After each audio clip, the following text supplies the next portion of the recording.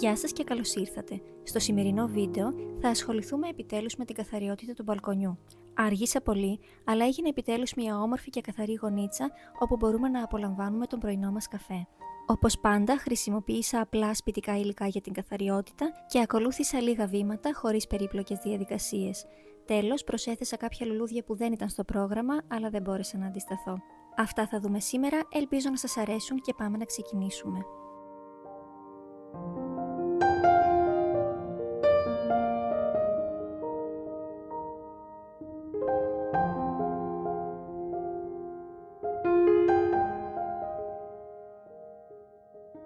Εδώ βλέπετε το πριν, είχα καιρό να ασχοληθώ, έχουν μείνει λεκέδες από νερά κάτω και επίσης ο μικρός ανακατεύεται συνεχώς με τα χώματα και επειδή το σπίτι είναι αρκετά παλιό και τα πλακάκια αυτά πολύ ταλαιπωρημένα, υπάρχουν και κάποιοι λεκέδες οι οποίοι παρόλο που καθαρίζω δεν φεύγουν πλέον. Δεν πειράζει όμως, θα κάνουμε ό,τι μπορούμε για να καθόμαστε τουλάχιστον άνετα. Αρχίζω μετακινώντας όλα τα πράγματα ώστε να μπορέσω να καθαρίσω καλά από πάνω μέχρι κάτω.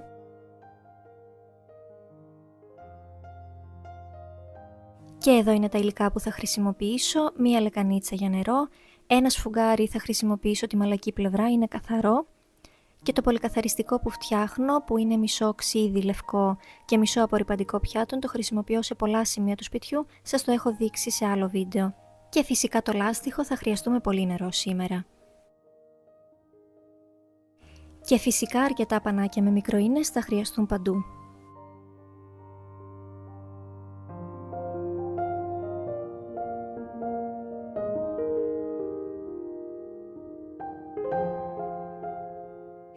Συνεχίζω μετακινώντας και τα τελευταία πράγματα, αυτά δεν θα επιστρέψουν στο μπαλκόνι, θα τα δώσω αλλού.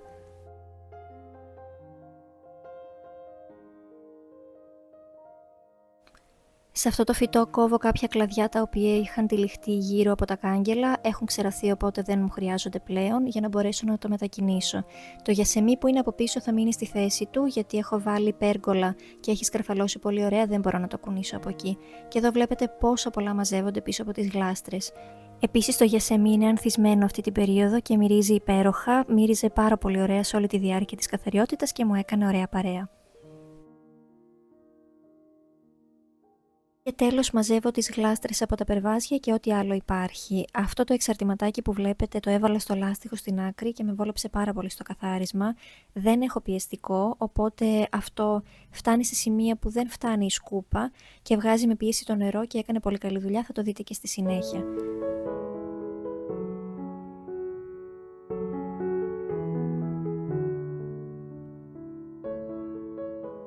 Φροντίζω να είναι και η τύχη ελεύθερη, ούτως ώστε να μπορέσω να καθαρίσω από αράχνες κτλ.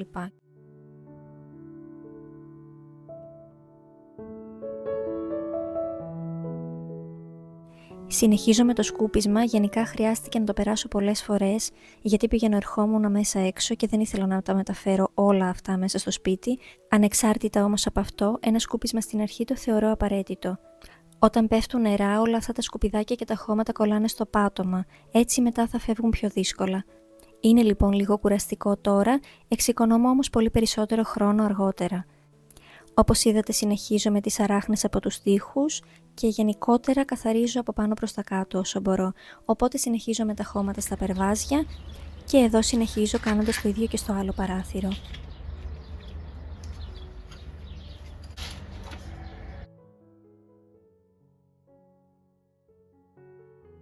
Εδώ περνάω πάλι με το σκουπάκι, όχι μόνο το περβάζι, αλλά και τα κουφώματα γύρω-γύρω και στα δύο παράθυρα.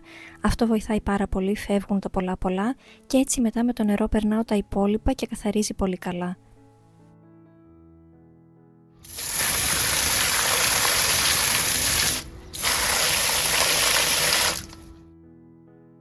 Αυτό βέβαια δεν είναι αρκετό για μια βαθιά καθαριότητα και έτσι ετοιμάζω σαπουνάδα για να περάσω παντού. Και φυσικά χρησιμοποιώ τη μαλακή πλευρά για να μην χαράξω τα κουφώματα.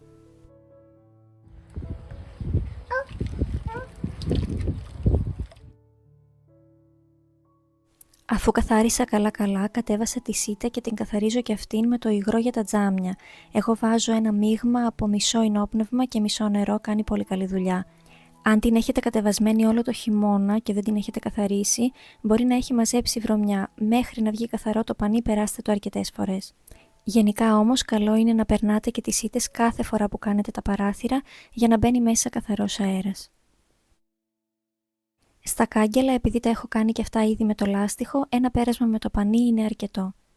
Η πίεση του νερού έκανε πολύ καλή δουλειά και εδώ. Συνεχίζω τώρα και με τις γλάστρες, πριν τις βάλω στη θέση τους τις περνάω με ένα πανάκι με μικροίνες, το οποίο είναι βρεγμένο και καλά στημένο και όλα μπαίνουν πάλι εκεί που ήταν.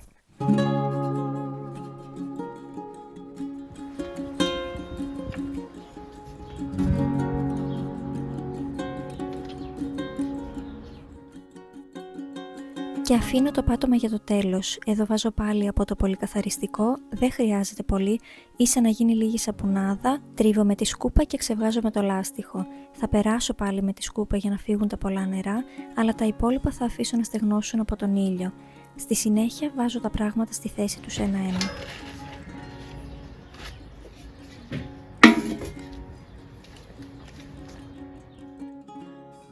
Και αυτά είναι τα λουλουδάκια που σας έλεγα ότι πήρα. Σκόπευα να μην βάλω φέτος, γιατί ο μικρός ανακατεύει πολύ τα χώματα, αλλά δεν ήθελα να μείνει και τελείως άδειο το μπαλκόνι. Βρήκα λοιπόν αυτά τα λουλουδάκια, τα οποία είναι πολύ οικονομικά και πολύ όμορφα. Έβαλα σε 2 ζαρντινιέρες και τις τοποθετώ πάνω στο περβάζι όπου ο μικρός δεν έχει πρόσβαση.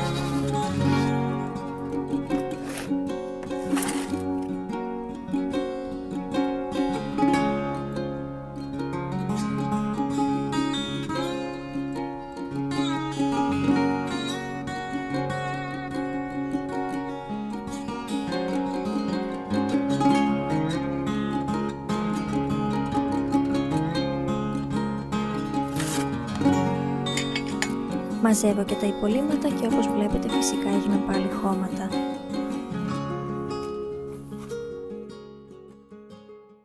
Και τελευταίο φέρνω το τραπεζάκι, το οποίο θα μπει επιτέλους στη θέση του, και τις καρεκλίτσες τα καθαρίζω καλά και τα τοποθετώ. Ένας βασιλικός μου αρέσει πολύ πάνω στο τραπεζάκι, δεν είναι όμως πρακτικός, το τραπεζάκι αυτό είναι πάρα πολύ μικρό και δεν έχει χώρο για τους καφέδες και οτιδήποτε άλλο θέλουμε να βάλουμε. Το έβαλα πιο πολύ για ομορφιά, συνήθως το αφήνω στο περβάζι με τις υπόλοιπες ζαρντινιέρες.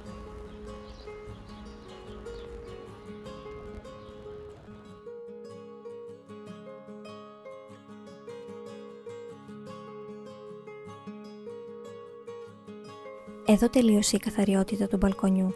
Στο blog μπορείτε να βρείτε το άρθρο που αναφέρω τα υλικά που χρησιμοποίησα, την όλη διαδικασία αναλυτικά και φυσικά τη λίστα την οποία μπορείτε να εκτυπώσετε για να οργανωθείτε καλύτερα. Θα έχω το σύνδεσμο κάτω στην περιγραφή. Αυτά για σήμερα.